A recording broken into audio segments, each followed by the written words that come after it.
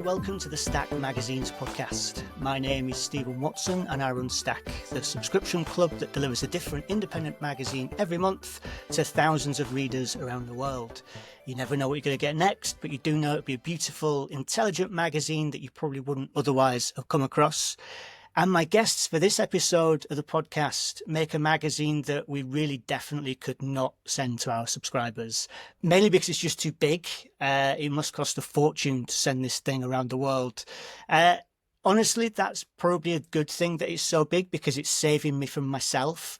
Because I totally love this magazine and I'd love to deliver it if we could, but I know we'd end up getting some kind of concerned emails from people about, like, what is this thing you just sent? The paper is a funny, gross, dark, totally overwhelming magazine made in Wales. And like I say, I love it. So I'm very pleased to be joined by editors Erin Mathias, Oliver Gabe and Owen Davies. Thank you very much, all of you, for making time to talk. Very welcome, Stephen. Thank you. Okay, all right. So when I saw the first issue of the paper, I took a little while reading it and trying to understand like what it was all about. And I wrote a review in which I said I love it, but I've had it in the office for a few weeks now, and I'm still trying to figure out what exactly it is and why I like it so much. So, like, let's just go straight to the source. Like, what is this? What have you made?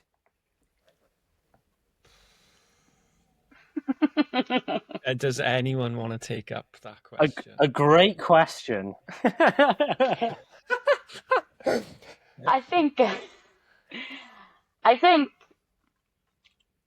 we've been asked that before, and I think what we normally end up kind of talking about is how all of our friends are excellent storytellers and all of our friends love to talk. And I think the paper came about from kind of wanting to put that in writing or in visual form somehow. So yeah, taking all the crazy, funny people around us and just kind of recording their perspectives on life, type of thing, I guess. I think it was, we didn't really, a lot of stuff, most of the stuff that we say is completely post-rationalized. But I think in the first instance, personally anyway, I thought it was like, it started, weirdly, was like, I see it as like a lockdown project, or maybe not a lockdown project, an employment project or something. But it was funny because Welsh Twitter for a period of time was like very fun and active, and it was like a place which had like a distinct type of humour, which was different to sort of like Irish Twitter or Scottish Twitter. I don't think there is an English Twitter, thank God. And so it was, it was a kind of, I don't know whether it was sort of like a way of putting all that stuff in a more permanent place, I guess. I think it was like a lot of the stuff that people putting out was just very funny, and we wanted to do something with it. Yeah, and it was also like stories of every day is the other thing we always say, is that, like, you know, it was like in the first issue especially, it was like stories about being horny in the chip shop, or getting like a really horrible hungover train journey home, or like, you know, the shittest things to do in Cardiff or whatever. It was just like everyday things that we didn't see like other magazines doing, and especially stuff about Wales that wasn't getting. Wales doesn't really have any form of media, so stuff that wasn't getting sort of shown elsewhere. Really, it wasn't like we even asked people to write this stuff, or we didn't give a brief to anyone. It was just like, yeah, people either sort of got what we were going for or just didn't. And there was like a few people we spoke to who sort of immediately understood the kind of thing we were doing, and we didn't really know what we were doing. And I think in a way we still don't really know what we're doing, but it's just, it gets clearer with each one. Number 2 is clearer than number 1, I think. Yeah, there were people who were. It wasn't like everyone we spoke to was like, "Yeah, I immediately get this." There were people we approached who were like completely baffled and didn't really understand what we wanted or anything. And so we just didn't really go anywhere with them. So it wasn't kind of just like everyone we asked, you know, was immediately got it and was up for it. Like, it was like, you know, we did have to like filter through.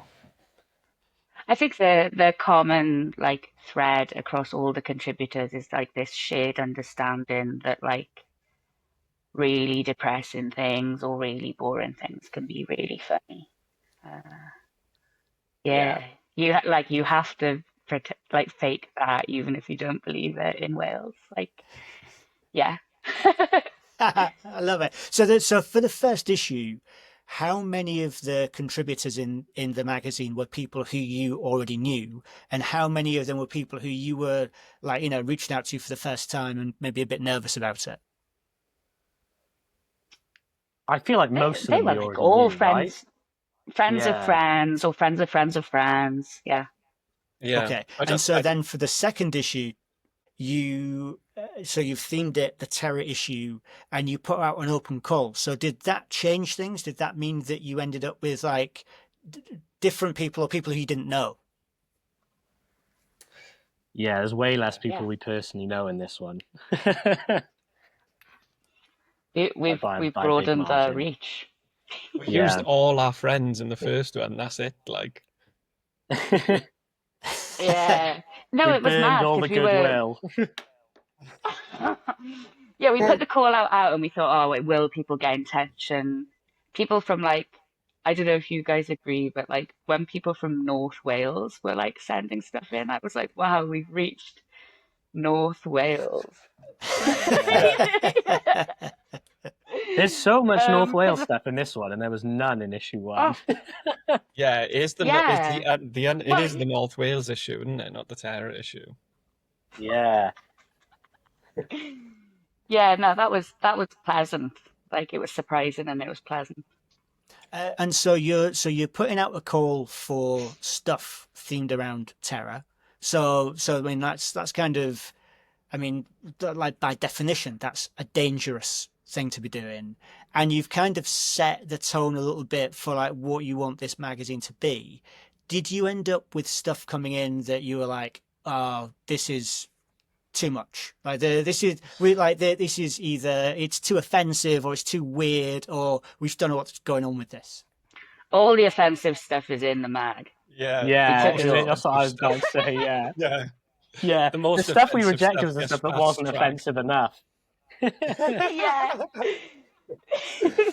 I think we got a lot. The one thing that we never want to do, or like maybe the one thing we've kind of decided we don't want to do, we never want to do stuff which is like about, like, or like about like Wales as an idea, because like there's so much written about like Welshness or anything like that, and we were like, it's just boring. Like, who wants to read about like Welshness as like an identity? We're more interested in like personal stories and things like that, because then they're a bit more universal. Then I think the way we contacted people, it wasn't. To be fair, I don't know how many we had through the open call. A lot of it was people that we'd met through doing the first issue, or like, from doing the first issue, we just met like a bunch more people who got in touch who were like, oh, I really like this. This is the kind of stuff I do. And they had like, and there was people that we knew we hadn't got in the first issue that we wanted for the second and things. So it wasn't all through the open call. The reason we did the open call, because we were like, we don't know a lot of people, and we just might be pleasantly surprised who we get back and stuff. So it was kind of that. But yeah, no, the offensive stuff, that just goes straight in pretty much. But Yeah. we did get some really good pieces through the open call. Like Here's piece, for example, was one that came through the Oh open yeah. call. Like he was someone who we had never met and still haven't met in person, still have only met over Zoom. But he was just a guy from Denbigh in northeast Wales, which I think I speak for all of us when I say we knew absolutely nothing about. And he was basically just saying, "Oh, loads of crazy shit happens here. Do you want me to write a piece about it?" And we were like, "Yeah, sounds good." And Mm. that's what his piece is about, really. So yeah, so a lot of stuff. There was some really cool stuff that came in through just putting out an open call, and like people who had read or were. I assume he'd read the first one. At the very least, they'd like followed our social media, and just sort of got what the tone of the magazine was, and got what like a good piece would be. Yeah, yeah. And I guess like with the first one, so well, you came like a bolt out of the blue. So this magazine arrived, and it was just like, whoa, what on earth is this doing here? Did it feel different making the second one because there were like expectations, or did you kind of hold yourselves to different standards with it? There a lot of the stuff that we like turned down from the open call was stuff that actually felt, in terms of expectations from issue one, it was stuff that felt like it felt much more like issue one stuff. Like it was much more like, it was stuff that was more about like, you know, kind of like what Ol was saying about like living in Wales or whatever, and we kind of didn't want to rehash stuff that we felt like we'd covered in issue one. So I think there were definitely from the like submissions there were expectations based on issue one. Yeah, and I think the positive feedback from issue one was all to do with how it'd be people from outside Wales being like, this stuff resonates so much. So for issue two, we wanted to lean into that then, and we thought, well, yeah, we don't need to talk about Wales. We can make a magazine from Wales without explicitly making it to do with Wales. Yeah, so that did frame then how we approached the second issue a little bit. Yeah. I feel like we should get into some specifics with this, because for anyone who's not seen the magazine before, I mean, look, I'll hold it up so that, like, you know, you get a sense of what the cover looks like. But so if I just run through some cover lines, maybe we could talk about some highlights of the magazine. I'm going to start with all the times I've shat my pants, which, like, so you read some of that in the event that we did in London, and it was very funny. But then I read the whole thing at home and was like, I mean, like, properly genuinely laugh. Like, it's not very often that you like actually genuinely laugh when you're reading something. That's a very uncomfortable piece of writing. I don't know about you guys. That is the piece that everyone keeps talking to me about. Like they're not mentioning any of the things we spent fucking ages on. They're talking about all the times I shat my pants. Yeah, I think that's not also often. it's the first piece as well. So I think people get to that. Yeah. They get to that one first. Maybe that's just all they're reading. And they close the magazine forever. Yeah, they give up. Like, oh yeah, I really liked that one. The one I read. Yeah, it's really hard with like funny stuff to actually make it funny, isn't it? Like to make something that's laugh out loud funny is different. You know, you can like watch a comedian be like, haha, that's funny in theory. But like to actually make somebody laugh is like a whole different thing. And that piece, like as I was proofing it, I was like crying. Yeah. Which is awesome. Like and so then there's another piece in there, the new boob photo shoots, which is, I mean, I'd say, like, you know, kind of, there's like funny bits, but it feels like the point of that piece is not out and out, let's be funny. Like there's a sort of like a kind of sadness in the piece. Maybe who wants to talk about that one? Yeah, that piece came about because we read Alice's work in Awful, and we were kind of like, oh my God, a Welsh person that we don't know about? Like, who is this person? I don't really know like how to describe her writing beyond being like, what an amazing writer. But she's got such like a unique voice, isn't it? Like you could pick up her literature and know it was her story off the bat. And it does that really nice kind of internal monologue-y stuff, the jumping back and forth in time. But yeah, we read her story in Awful, set up a call with her, and just found out that she's like one of the most interesting people you could ever meet, really.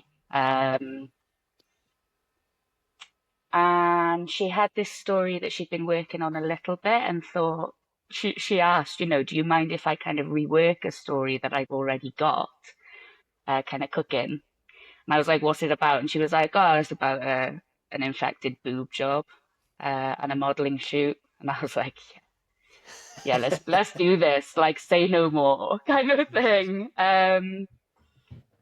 Yeah, I don't really know what else to say about it. Well, and I guess all right, so there's two problems with talking about this magazine. First is, like, talking about funny stuff and why it's funny is like the best way of making sure that it doesn't seem at all funny. And secondly, I think a massive part of the kind of effect of reading the magazine is that it's almost like this sort of like layering, like overwhelming sense where like you've got so much on the page and there are so many things that are kind of clashing with each other that it just becomes this kind of sense like it's not so much about like one story, it's about like everything piled on top of each other. Like who out of the three of you does that? Who puts it all together on the page? Oh. That'll be me. I think it's like I don't know if it's a conscious thing. It's sort of I don't know, maybe it's all informed by the content really, because like we spend ages like thinking about the order. One thing with this one was I was like, I don't want it to have like any white space and like no white space and no breathing room. Like it should be one thing into the next, into the next, into the next, into the next.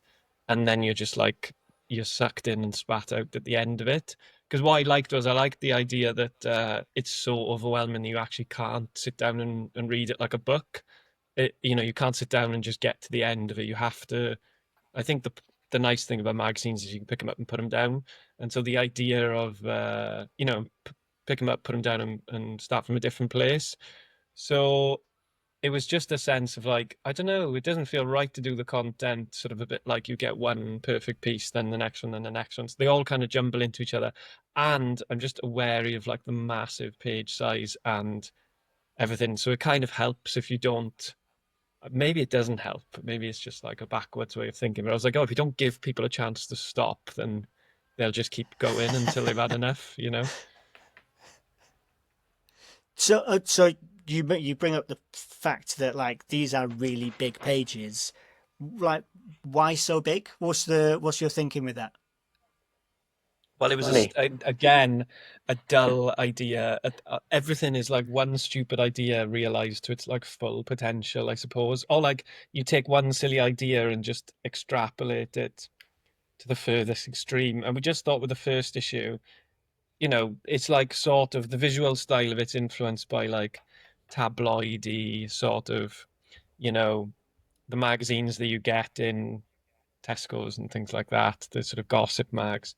So we were like, oh, we wanted to look a bit like that because it sort of is like reading gossip or like, I don't know, things are so personal. It feels, we were like, it's sort of exposing such personal stuff that it feels like gossip almost. So yeah, the idea was to make like a giant one of those magazines. So it's exactly four times, we were like got obsessed with the idea of making it four times the size of Take a Break or That's Life magazine or something. That's life, yeah. That's life, yeah. So that's where the format came from. We were like, it's four times the size of That's Life magazine.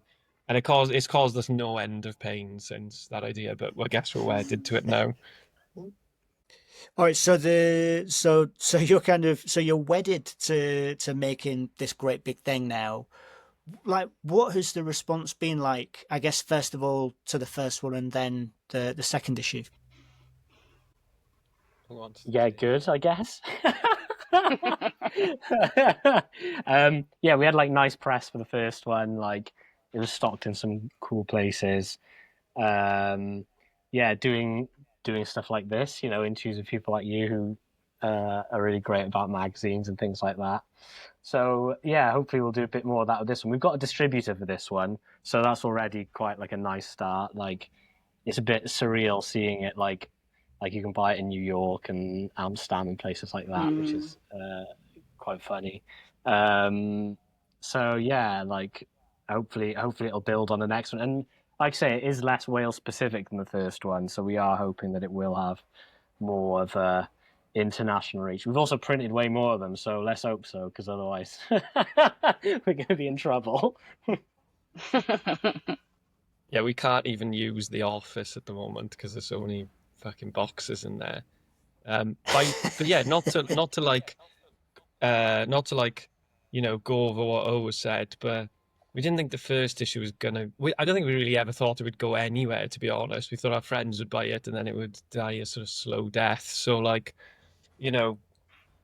it's not. I think the novelty's never lost on us of doing stuff like this because we just sort of had no idea and no expectations of it going anywhere. So the fact it's gone somewhere we're just like chuffed with. And like it's funny who picks up on like when we read your review, we were like, oh my God, because it sort of felt like you sort of immediately got what we were going for. And I think that's always kind of the reaction is people are just like, oh, it's just the weirdest thing I've ever seen and like don't get it. Or and then some people are like, oh, I can see what you're sort of trying to do and things. So we always prefer the second one. But yeah, I suppose we didn't think it would go anywhere. So Yeah, weirdly, I think the reviews from the first one, I don't know if you all agree, but kind of I learned from them what we were trying to do. Like, Yeah, it definitely.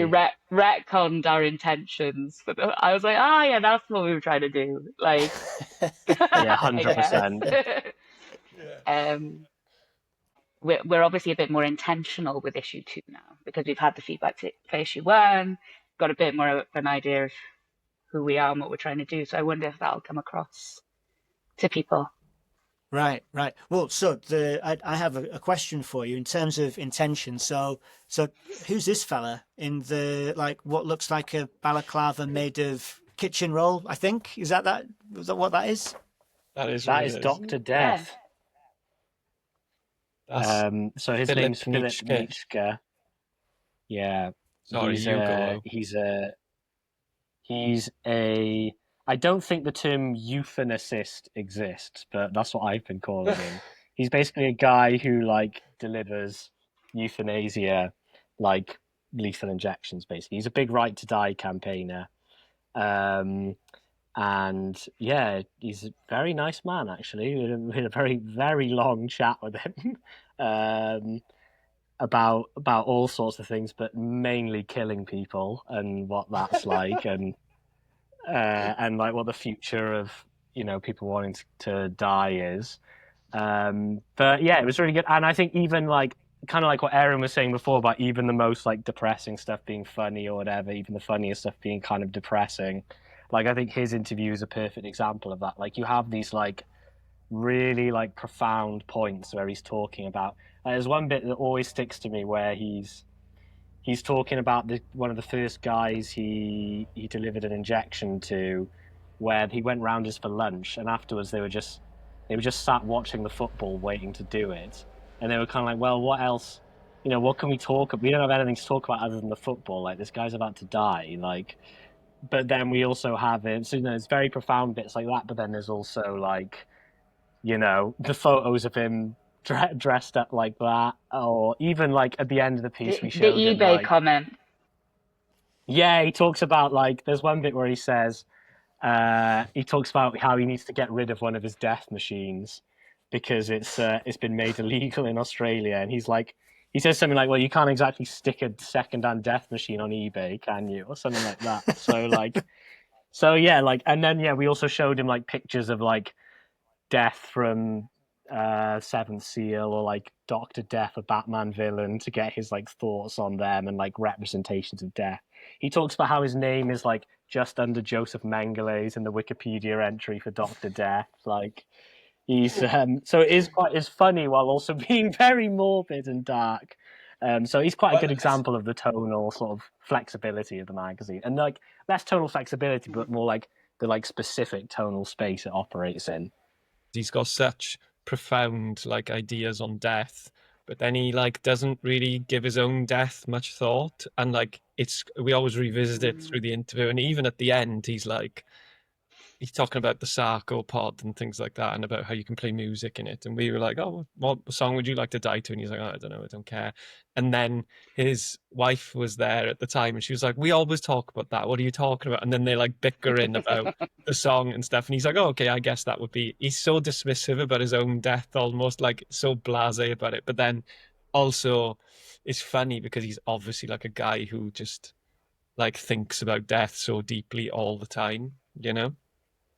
Yeah, it's his primary concern, like literally. But yeah, he also talks about how he's sick of. Go on. No, I was just going to say, I think all of our interviews maybe find like that weird contrast within people of being like the first guy to ever give a lethal injection, but the sweetest guy ever bickering with his lovely wife. And then we have like Mami Onami, who left a cult when she was a teenager, who's like also like this lovely mum who like homeschools her kids. You know, you just got these weird kind of contrasts that run through everything. And I think, yeah, that comes through in all the interviews, I think. Yeah. No, I think that's spot on. Like, there's also like we interviewed Tim Jacobus, who's like he did all the illustrations for Goosebumps, and it's generally like a really wholesome interview about like drawing these things for kids or whatever. But then at the end, we ask him what like terror means to him, which we asked a few people, and he gives this like incredibly harrowing answer about like his parents dying and stuff like that. Like, and it is really, I think that's spot on. Like, a lot of the interviews are like do have these extreme contrasts in them where like yeah, like, and I think it's reflective of the tone of the whole magazine, like what Erin was saying earlier about yeah, the most depressing stuff being funny and the funniest stuff also being kind of depressing. I think Totally. there's Yeah. Yeah. maybe I'm only like thinking about this now, but I think we do a lot of like undercutting ourselves a lot. So like you put one thing out and then you take it down, you put another idea out, and then you undercut it with like a different feeling or something. And maybe that's why, the mag is like it is. Like it's not just funny, but I think the funny stuff is the easiest stuff to latch on to, but there's all this other stuff that we're trying to do as well in the background.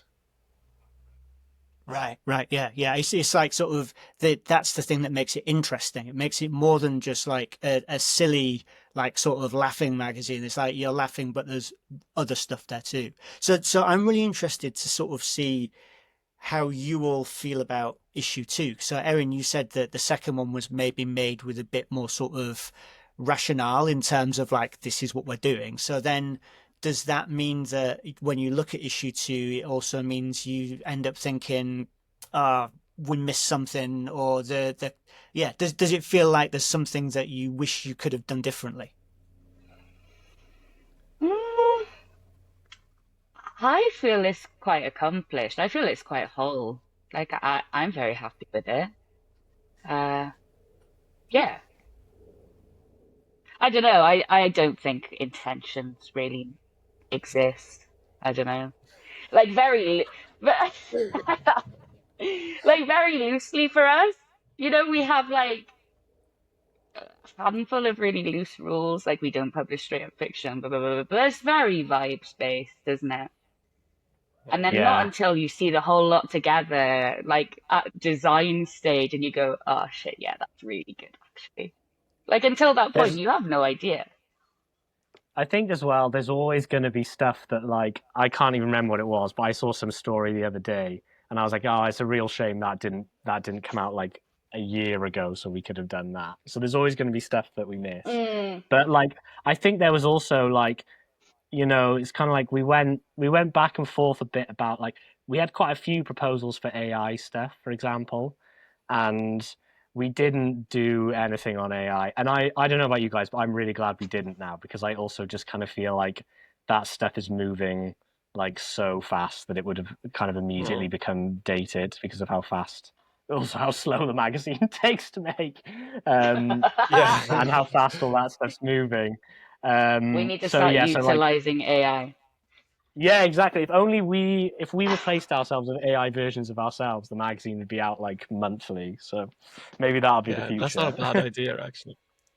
And also, to be fair, we forget we do actually have a technology review in the magazine. We review the iPad, so Oh, we do. Yeah, we, yeah. See, we've got we are that's on, the thing. We've got a much more cutting edge review. we are on the cusp of Love it. cutting edge technology all the time. Personally, for me, I'm pretty happy with how the magazine has come together. We probably went a bit overboard. Like it's spiraling out of control. Like it's now like 100 pages bigger, weighs almost a kilogram. So it's probably too big. Not too big, but like, it just went a bit nuts towards the end and nearly killed us. But I don't know. There's I think with this one And as actually, well. physically, nearly. Go on. Sorry. Go Go on. on. Carry on. I was going to say No, it also physically this nearly one. took someone's arm off. Oh yeah, that's true. We nearly, yeah, took someone's arm off. I think with this one we made like a concerted effort. It was like a mission of ours to like push the visual side of it, because I think in the first issue we were really happy with the writing, but some of the visual stuff I didn't think was like, we didn't like really push a lot of it. So this one we've made like a really concerted effort. We've tried to do some fashion, and we've tried to do more shoots and things like that. So we try, yeah, I think we've made like made strides on like the visual front this time. Yeah, and it's trying to make sure that visuals are never an afterthought and that they are being thought of as like Yeah, wedded to the writing. yeah. Because that's what's unique about magazines, all said to me. And I was like, oh yeah, Did I this say is that? true. Ah, Yeah. Well, that's an I was like, interesting point. I'm interested to know, like, so you guys were like looking at Welsh Twitter, like years ago. Like, what was it that meant this had to be a print magazine? Because there are so many different ways that you can like put stuff out into the world. Like, what was it about a print magazine that really appealed? I think it sounded like a good idea at the time. And then we realized it was fucking loads of work and just absolute pain in the ass. But like, I think we just didn't have any idea what we were genuinely like, just like we didn't realize the undertaking it would be. So we were like, oh yeah, we'll just do a magazine. That'll be easy. And then quickly found out that it's just like so much work. And obviously we like obsess over like the most ridiculous things with it, and go into it in like on a detail that no one's ever gonna read that much into, except maybe you, Steve. Like if anyone's gonna find the stuff, it's probably you. Um, but yeah, I guess that we didn't really think too much about doing the like why a magazine format. I guess it's just it was pictures and words, wasn't it? I think Easy, also like fine. it just being like like being a physical object. So like if it was an online thing, I think there'd also be more of an expectation of like it coming out more often, maybe. Like whereas if it is this like giant physical object that like you're only going to get, well, we say yearly, but not even yearly. Like, like you're only going to get every so often. Like, and it is going to cost money to buy. Like, I don't know. I'm not a big fan of like getting a PDF of a magazine personally. Like, it's like I like the idea of it being like a physical object that like Yeah. exists and is incredibly hard to find a place for in people's houses. Like it's an inconvenience, really. Actually, that's another problem with the new one is that at least with the old one we could, because it's now thicker. The old one we could just about like fold and fit through a letterbox. These are completely letterbox proof. Like you can't fold it like Yeah. flat enough to get through a letterbox. So like some people have to be in order for us to deliver them. You have to Yeah. hand deliver it to someone physically. Yeah, genuinely. Like at least last time we could like slip them through the letterbox and like if there was no one in. But now it's like, well, if they're not in, I guess I'm coming back tomorrow. Yeah. Wait, hang on. Are you hand delivering things to people? In Cardiff, we Yeah, hand we deliver are. them. Yeah. No way. So if someone Yeah, orders in yeah. Cardiff, you'll literally take it to someone's house. Yeah, and when we yeah. say hand deliver, we mean we will come to your house and say hello. I hand delivered one on the weekend, and the guy, Yeah. I remember his name now, he was in bed and he just answered the door in his pants and was like, I was like, I got your copy of the paper for you. And he just looked at me like, what the fuck are you doing in my... Yeah. He was just like, piss off, mate. But I had the exact yeah, same thing. I woke someone up, and I realized it was the guy who did the sound at the Spitted Boyle show. So clearly he'd probably been working the night before, and then he just had me banging on his door first thing, refusing to leave until he accepted this stupid magazine. Oh my goodness. Oh We God. did it on Okay. we did like an Instagram tour like the first issue. We were like being like, wait, we tried to do all the hand deliveries in one day. So we were putting pictures up being like, if you have ordered in Cardiff, we are coming to your house. And then we would take pictures of like, just like being outside people's houses and stuff. And now we're like, why the Yeah. fuck did we do that?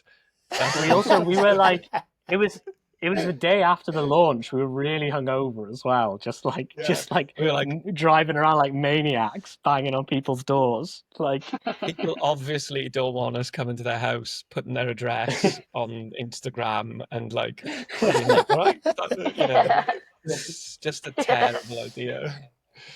Oh my God. Okay. All right. So you have alluded to the fact that there was quite a long gap between issues 1 and 2. Where does this leave you all for thinking about issue 3? Will there be an issue 3? Yes. yeah, Yes. but it'll probably be another long gap. Yeah, give us a bloody chance, Steve. This was barely people haven't even bought this one yet. Come on, man. We've got hundreds more of these to shift. We need to desperately We've keep got an the office focus on full of issue them. 2. Like The threat we will make is there will be no issue 3 unless we sell a few more, and that's the people ridiculous need to buy business multiple plan we're copies. operating. Yeah. So we've got a terrible business plan, which means there's always a question mark about whether another one happens. So please buy issue 2. Yeah. It genuinely though, like it's exhausting.